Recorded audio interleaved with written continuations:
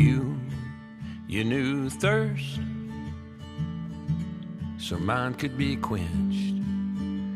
Stripes upon your back, I'm healed and my pain went eternally.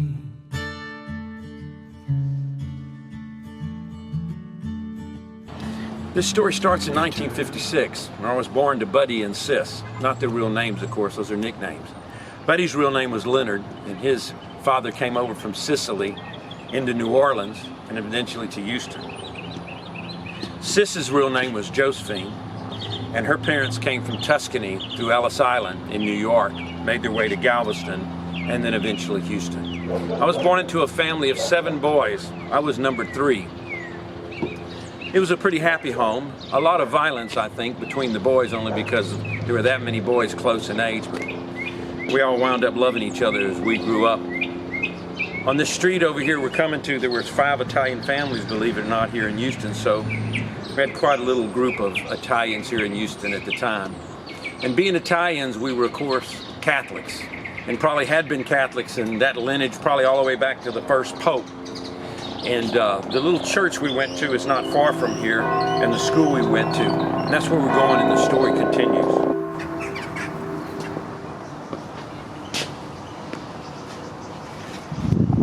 We didn't have a whole lot growing up. My dad owned a little grocery store, so we had enough food on the table.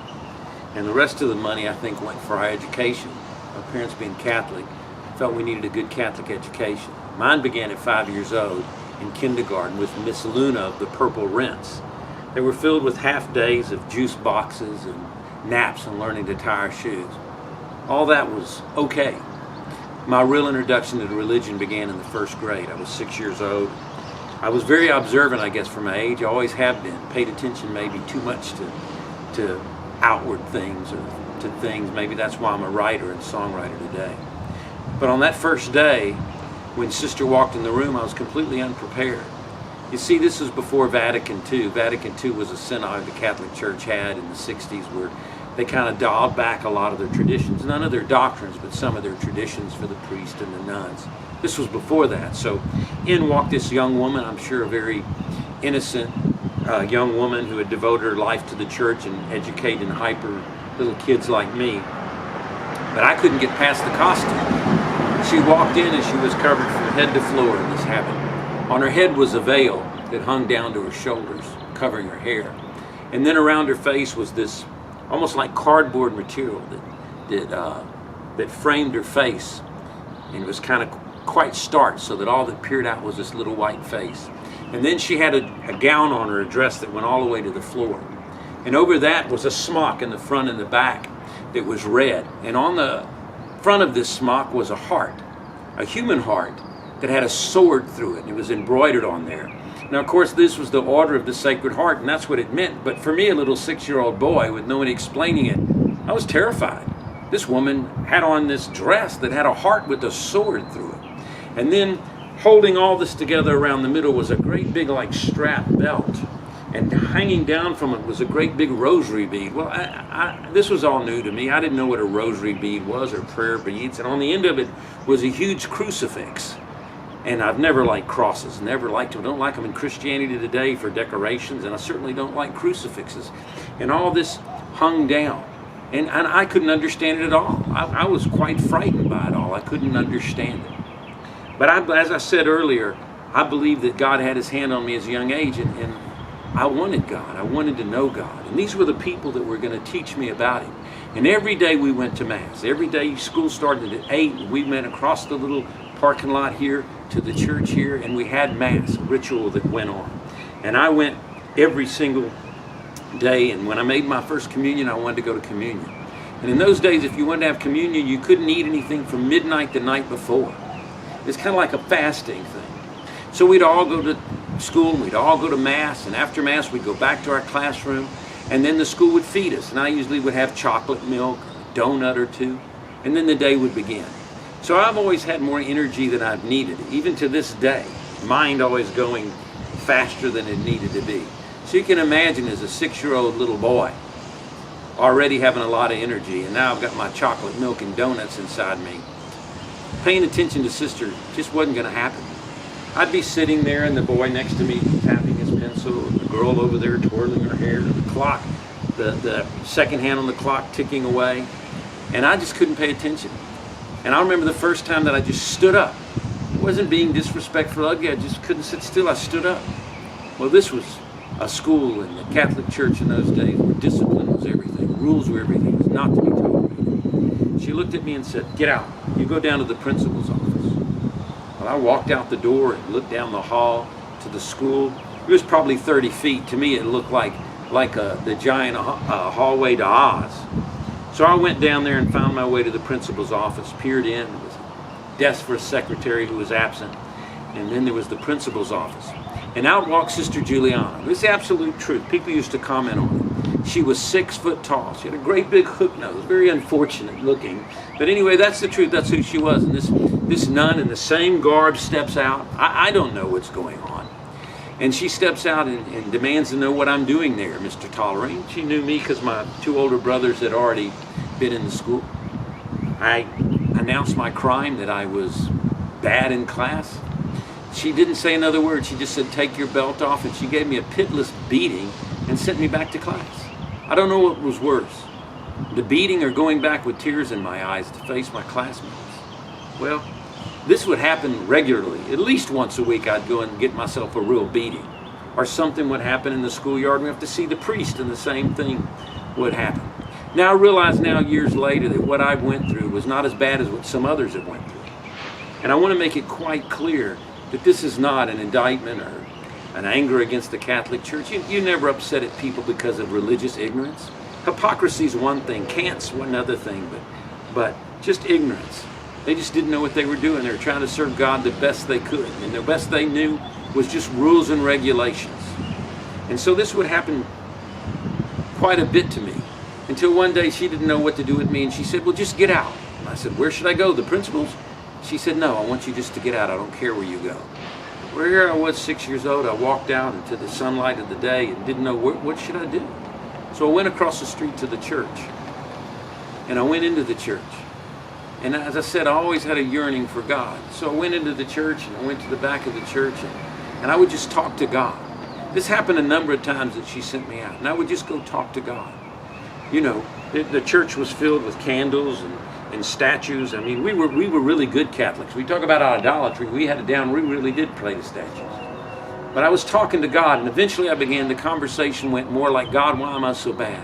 Why am I such a bad kid? Why am I such a bad boy? I go to communion. I want to go to confession.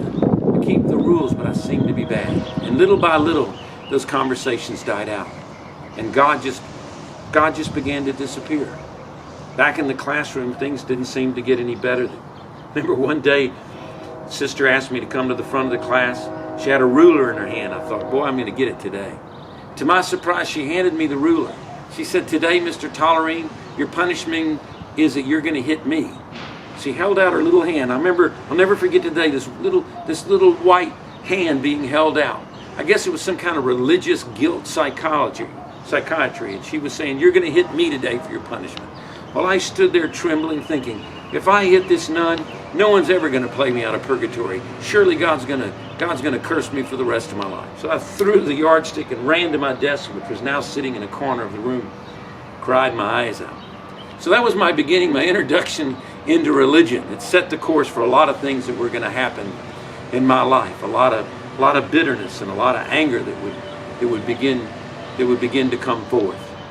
I made it to 2nd, 3rd grade. They taught us to read and write and count, and I figured out how long I'd be in school. That was a depressing day.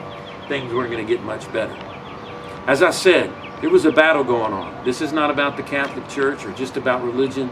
This is about God reaching out to us the whole time, and the enemy not wanting to let go. So not too long after that, we moved like everybody else a little further out towards the suburbs a little bit.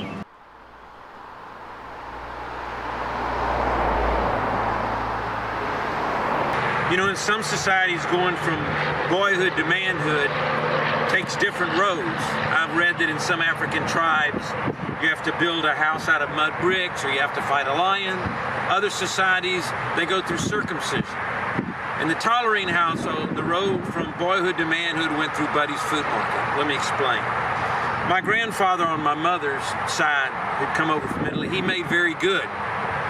Came over when he was 9 years old, didn't have much of an education, but he owned a number of grocery stores, investments, and property. And he did really well. Now my father purchased one of these grocery stores from him back in the early or mid 1950s. At the time that my grandfather had these grocery stores, they were middle-class, thriving neighborhoods. But like a lot of cities that were growing, and Houston's always been a boom or bust town, it was growing.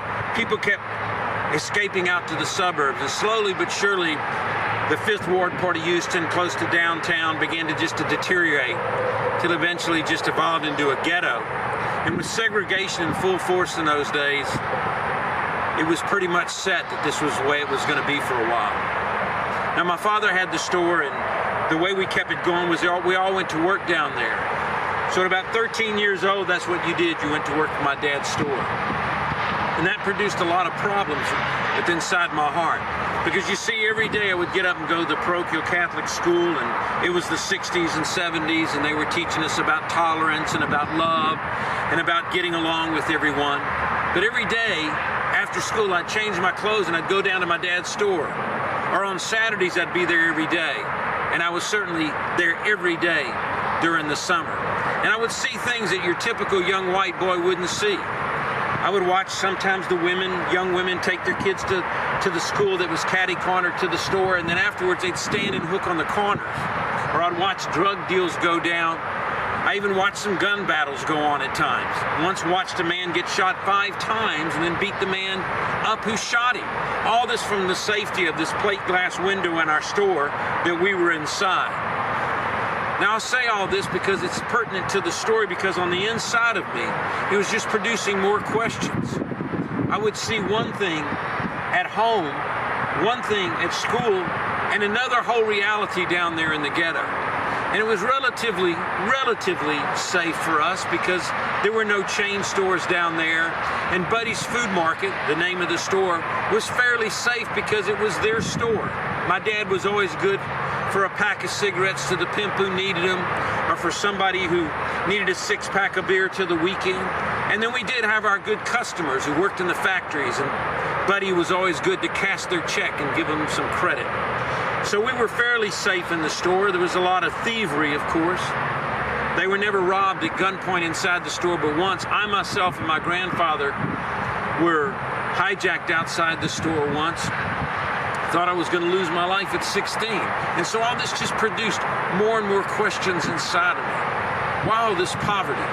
Why all this sorrow? Why all this hypocrisy? I used to see the white men come in their Cadillacs on Friday afternoons to pick up the black whores. It just made me angry. And I didn't see any answers to it. And where was the way out of this poverty? And where was the way out of this cycle? I knew that just charity wouldn't do it. I knew that welfare of the government wouldn't do it. There didn't seem to be a way out. And the way I often said that the goodness that I was raised in wasn't good enough. And what I mean by that is I had a good home. The priests and the nuns were doing their best with what they knew. And they were teaching us to be good. But the goodness wasn't good enough to get down inside my heart. And so all it did was stir up more questions, more anger, and more resentment inside my soul. Oh yeah, baby. Like a fool, I went and stayed too long. I'm wondering if your love still. All of a sudden, things seemed a little bit easier to take. I found a way to escape. I found something to numb the pain a little bit. And so marijuana kind of became my mistress. At least for the next 6 or 7 years, I probably smoked it every day. Now, I've said for a long time now that marijuana is one of the most dangerous drugs. It seems odd to say that in the context of where we are today, but I always felt that it was, because it was just numbing the pain. I felt that it opened up the soul in ways that shouldn't be opened up. You know, if you drink a fifth of whiskey, that's bad enough, and that's bad too, but you know, the next day you're going to maybe be sick, you're going to have a headache, you'll probably maybe reevaluate your choices some. With marijuana, not so. You're able to go about a lot about your business and your day with just this cloud in your soul, this cloud in your mind that kind of numbs things. And it's something we don't want to do. We're legalizing marijuana all over the place today, and you have to ask yourself, do we really want to be a society that opioids its whole society? You know, if you've got a broken leg and the doctor wants to operate on it, or you need some other kind of surgery, then drugs serve a purpose. They mask the pain so healing can come and things can be done correctly. But if you have something wrong in your heart, something wrong in your soul and your mind, no amount of drugs is going to do that. You're just going to be masking it. But I found something to mask the pain, and it did lead to harder drugs as my life went on. But marijuana was the first M that began to come into my life, and it indeed did open up things in my soul that probably weren't so good. The second M was music. I've always loved music. Always loved the stories of music. Always loved songwriting, songwriters, and I love music. I was not a protege, especially when it came to instruments. I've worked very hard at all the instruments I play, and I guess I'm pretty good today. If I'm not, then something's wrong after all these years. But I didn't have just a natural talent to take me on as quick as some other young ones. I worked hard at it. But in the area of songwriting and stuff, it all just came naturally to me. And I found music, and it helped. I spent hours in my room at times after working, just with the door shut and the lights off and the stereo playing, and being high on marijuana and just getting lost in my music. So it helped. The marijuana helped, the music helped, but it still didn't help enough. Those old questions were there. That pain was there. That anxiety was there. No matter how much I tried to mask it, it was always there. And then I had the third M. That third M was Mary. Now, Mary was this young girl that I'd met in acting class. One of my teachers had signed me up for acting, think it would help this kind of troubled youth. Well, I went ahead and took the class begrudgingly, but I've always had a knack for memorization and memorizing things.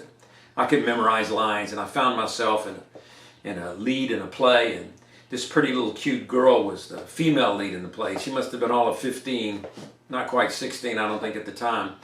She was very cute and the teacher's pet, very good girl. The kind of girl that guys want to marry. They don't talk too much about that today, but it was true. It was the kind of girls a guy wanted to marry. I was a couple of years older than her, but I knew there was something different about her, something special about her. I ran around with a lot of girls and partied with them, but they're not the kinds I wanted to spend a lot of time with. But we began to get to know each other, and we fell in love. And I really do believe that we fell in love, even at a very young age. I believe it was real. I believe the word fallen is right, because we were both fallen and we fell into it. But I believe it was real. In fact, I know it is, because it's been over 40 years, and I'm still very, very much in love with that girl today. And it helped to know that somebody cared about me, that somebody knew me, that somebody loved me. I believe that she could see past the pain and past the partying and past the anger. She could see there was something deep inside there, although she couldn't get to it. Nobody could get to it. And I'll tell you, it did help, but it just wasn't enough to get down. It was like drilling for oil or mining for gold or silver. You can get so far, but you hit that bedrock and you just can't get through it. So those were the first three M's. The last M was money.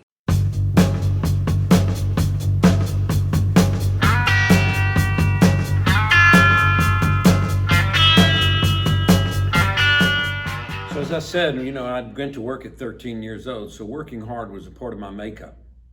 Partying hard was a part of my makeup too for a while, but it didn't, no matter how late I was out, no matter what I'd done over the weekend, no matter what I was up to, come Monday morning, I was at work. I guess it just comes from that immigrant stock. It was just built into us to work hard. And so I lived for the day that I finally was free from my dad's store. And that was the summer of the end when I was 19 years old. My other brothers had went off to college, but it wasn't for me. And now I was finally free. At the time, Houston was booming. Houston's always been a boom or bust town. Ever since the Jones brothers scrambled up Buffalo Bayou and started a trading post, it's never really changed. Houston's just a big trading post with 6 million people. That's why people come here, for opportunity. And it was booming at the time. And so I went on to the construction sites and started to work. I was installing doors and garage doors. They paid me so much a house. Well, I was used to working 66 hours a week for my dad. So when they told me, we have all the work you can handle, we'll pay you so much a house. Well, I just started working like an athlete. I got me a helper and I started working like an athlete. And as I said, at the time when I really started doing this working, I had experienced some bad things in drugs. As I said, I overdosed once, and I decided that I'm not going to do these bad drugs anymore. Plus, they were going to hinder the way I worked. So I wasn't going to do these bad drugs. From now on, it was just going to be marijuana, which I probably smoked every day when I got off work. And I was only going to take amphetamines a couple of times a week to help me, continue to put my production into work faster. And now I could afford cocaine, so I only do it on the weekend. I know that sounds shocking, but believe me, from where I came from, this was definitely a step away from a lot of drugs. And so I began to really apply myself to the work, and really began to, as I said, work like an athlete. And the money started coming in. All of a sudden, I found myself as this 19-year-old boy making all this money. Now, Mary and I, when I turned 2021, we got married, and she was working too. She had been working for her dad, plus she had been part of the mime troupe and acting troupe at the university, and she was getting jobs that had to do with her acting. And so all of a sudden we found these kids with two incomes and making all this money. And so I found another thing that I thought would at least be an answer, and it was money. And so I started making the money. I bought a house when I was 21 years old. And I went from the construction sites to a sales position at another company. I went to them and told them that I would come in on Monday with a haircut, and I would take the clients from the company that I was contracting if they'd make me a salesman. I had no ethical problem with that, because at the time I really didn't have any ethics. So they said, fine. So now I found myself as a salesman, making good money, but I still wasn't happy. I was glad that my hands were no longer dirty on the construction site, but I wasn't my own boss. And I wanted to move up quicker than I thought, or even others thought was possible. So we saved our money and worked. I worked very hard. Bought a house, as I said, when I was 21. And so I'd saved up enough money by the time, a little bit later after that, to be able to buy a piece of property with the helper that I had now become my partner, and with my older brother, Leonard. It was in the Heights close to downtown Houston. And we bought this property that had a building in the front and a warehouse in the back. We were going to convert it, and we were going to continue to supply to the builders, but we're also going to do custom entry doors and custom doors in our showroom. So we bought this piece of property, and we had to renovate it.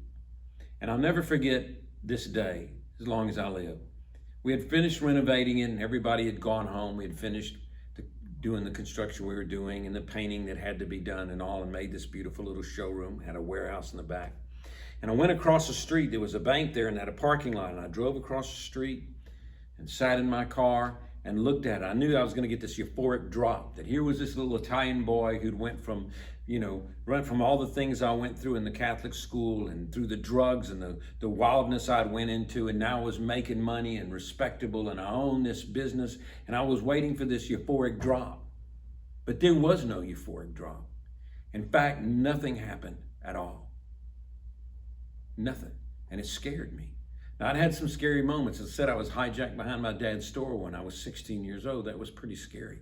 I'd overdosed in drugs. That was pretty scary. I'd been in some pretty hairy situations and drug deal and fights, and that was pretty scary.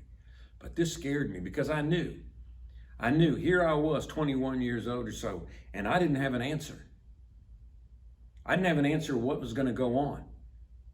I'd fallen in love. I discovered drugs. I played music. I discovered I could have money in my pockets, in my bank accounts, and new cars. And here I was, and yet I was empty. And I knew I had a grandfather. He was in his 70s at the time, came up from Italy with nothing, and now here he was, had been a successful man his whole life, and I knew he didn't have the answers. And I made up my mind right then. I'm going to find out what's going on. Now, I wasn't necessarily looking for God, but I was looking for an answer, because I wanted to know that when we died, if we get ate by worms, if that's it, then I wanted to live accordingly. I was going to live by the way I had been living, by Darwin's theory of only the strong survive. It was a dog-eat-dog business, didn't bother me. I'd already seen the fallacy of religion, and I was not about to live by some fake moral rules to make myself feel better if in the end we're just worm fodder. But if we die, our spirits go on, or our being goes on somehow. I made up my mind, I need to know what that is. because I'd seen the vanity of it. I'll be grateful for my whole life for this, that at such a young age I saw the vanity of it all. That I lived fast, and I saw that none of these things were going to answer it. So I started looking. I started reading in ghost stories. I started reading in occultic stories. I started reading about mysticism. I even started trying to meditate some. I started trying to look in everything I could. There were nights that I would lay awake at night and feel like a presence in my room, and I would think, I'm getting close to the other side. It was just the devil himself waiting for my soul, waiting for his moment, but I didn't know that. I thought I was about to crest into the other side. And I kept looking and I kept searching and what was going on. And by this time we had a nice little house. I'd got away from my old friends because many of them, their lives had fallen apart. Like I said, I'm grateful, even though it was religion, I'm grateful for the morals that my parents had, and that they had raised me in love, and it kept me safe. The more I saw the destruction of my friends, the more my wife and I pulled away and lived in our solitary little life of just money and going to work now. And at the time I was starting my business. I was tying things up with the firm that I'd been selling for. They all knew that I was starting my own business. The pressure was immense. And it doesn't help if you're snorting cocaine on the weekends and taking amphetamines a couple of times a week so you could work longer and harder to try to calm down. I didn't get any answers from anything I was looking at. The stress was building up. So I remember one day, on a December day, I came home and it was a cool day, one of those Texas days where it's freezing up north and all we get is a little bit of a fresh cool front coming in. And I left my office and I went to my home for a little while. Beautiful little home. Mary and I were married. Of course, we didn't have any kids at the time. Someone told me that in the future I'd have 8 children, travel as a missionary. I'd have laughed to them because at the time I had my life all planned out. We were going to turn 30 with each having a sports car and a beautiful townhouse. So I went to my little home and I went inside. I closed all the curtains. I don't know why. I closed them all. I had to be alone. People would say, oh, you were just having a panic attack. I said, no, my sin had found me out. I was coming to the end of myself. My search was about to come to an end. I was looking, and it was looking hard. So I drew a hot bath. I thought, I've got to try to get something to calm me down. And I was there in my home all alone.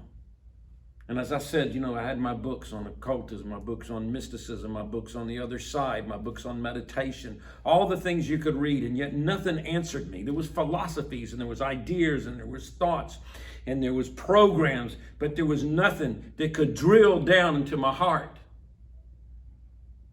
I'd experienced what drugs could do. I'd experienced falling in love. I'd experienced the gift of music. I experienced what money could buy. And yet there was an emptiness. And to this day, I'll never understand, except by the grace of God, why I said this. In a quiet moment, I just prayed. I didn't know I was praying, I was just talking. And I just said, God, if you're real, and if you're everything everybody says to you, Jesus, baptize me in your love. What a crazy thing.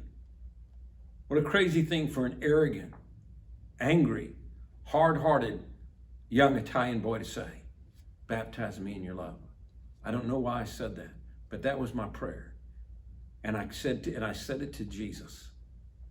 Hadn't thought about him, hadn't looked for him, but yet that's what came out of my mouth.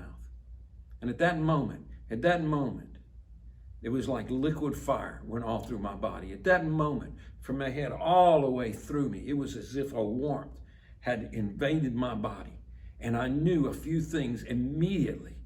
Supernaturally, immediately I knew I was clean. I can't describe it. I didn't understand the plan of salvation. I didn't have a Bible. I didn't know I didn't even know what a Christian was, but I knew I'm clean. I'm clean. And I knew another thing. I knew that this Jesus knew everything about me. I mean, everything. Everything. My wife when we were younger, we would sit up and talk all night. No one knew me more than this young, beautiful girl. But I knew even she didn't know the depths of my soul. But this being named Jesus knew everything about me. And yet he was pouring his love on me. And another thing I knew I'd crossed to the other side. It wasn't a religious experience. It wasn't that I came to Christianity. I breached the spiritual realm from one side to the next, and it wasn't mysticism. It wasn't incarnation. It wasn't a system of belief. It was Jesus Christ as King and Lord forever. I knew immediately He was a King. And I knew that He loved me. And I knew that He was powerful. For the next couple of weeks, as I got up in the morning, I would never tell anybody what I had experienced because I thought they'd lock me up. You have to understand, I'm just this little Italian boy. I have no concept of what a Christian is or the Bible is or anything. I grew up praying to statues and knowing all these rituals, and I'd get up every morning. I didn't want to tell anybody. I didn't want to tell my wife. I was at home the other day, and I began to talk to Jesus, and He cleansed me. But I'd get up every day. And I would say, Jesus, are you there? And I would know He was there with me every day. Every day. As I said, that was December. Soon we came to the first of the year. It was New Year's Day. And my wife and I were at home. We weren't going out that evening because I was different. I was changed. The things I'd been doing, the drugs, all those things went away. Not because they were wrong, which of course they were wrong, but because I was new. The epicenter of who I was had been changed. I'd met the God I'd been looking for. And my friend David Orlando, who by the way is a Christian today, we fellowship today. We had grown up together. We had the apartment together. We did drugs together. We were in fights together. We were bound as friends and we were going to go to hell together. At least that's what we thought. And David came by my house to deliver some papers. He was now my friend. Not only my friend, he was also working for me at the time. And he dropped off some papers, and I figured he was going to go out New Year's Eve and tie one on. So I said, David, where are you going tonight? And he looked at me and said, oh, well, Frank, I'm not going out tonight. I'm going to church. It was a crazy thing for him to say, but it yet seemed to fit in to everything that was going on. He said, and Frank, I'd like for you to come with me Sunday. I said, I will. Sunday came around and David picked Mary and I up and we went to this great big church, a church that used to be a denominational church, and the Holy Spirit had got a hold of it, and the move of God, of the Spirit back in those days, and blown the place up. It sounds funny now, but when I walked in the door, I didn't know much about Christianity. I thought this is where we all come, like that movie, A Close Encounter of the Third Kind, where you know all the people that had this encounter with God, this is where they came. It was a simple place where they just stood and sang their heads off and then prayed for people, and the pastor gave a little word. But to me, it was glorious. At the end, I guess they had some kind of invitation. I know I was standing up and my wife was standing next to me, accepting Christ. People must have thought we were crazy. For the first 6 weeks or so that we went to that place, while they stood and sang, my wife and I stood, and just tears rolled down our eyes while Jesus cleansed us from every hurt and every pain we'd ever had. And this is where I'm going to have to end this story now before we go on too long. But I'm not just going to say this is the ending, this is the beginning, because this was the beginning of the adventure. This was the beginning of the adventure that I was about to embark on. But I had found my answer. I found my answer. And God brings me back to this again and again. When I begin to walk, or I begin to get religious, or things begin to get dry, He brings me back to that time of knowing, son, it's all about this. There's another realm. And in that realm, there's a king. And his name is Jesus. And He has conquered the enemy. So from that little Italian boy, born into that family, God was after my heart from the time I was born. And Satan brought in religion to crush that little boy, and he couldn't do it because God had a plan. And Satan brought in the drugs, and Satan brought in the anger, and Satan brought in the money, and Satan brought in everything he could do. But in the end, God won because He's God. And because He allowed a simple prayer to escape my lips and say, if you're all Jesus that everyone says you are, then please just baptize me in your love. There's a lot to God, people. There's His holiness. There's His power. There's all that. But know this, the one thing that God is love. He doesn't have love, He is love. And I experienced that love.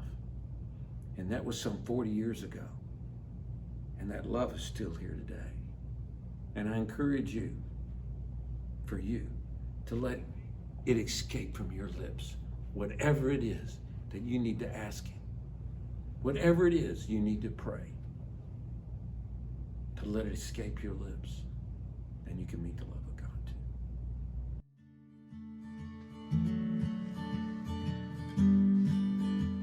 And you knew thirst, so mine could be quenched. Stripes upon your back, I'm healed and my pain went eternally.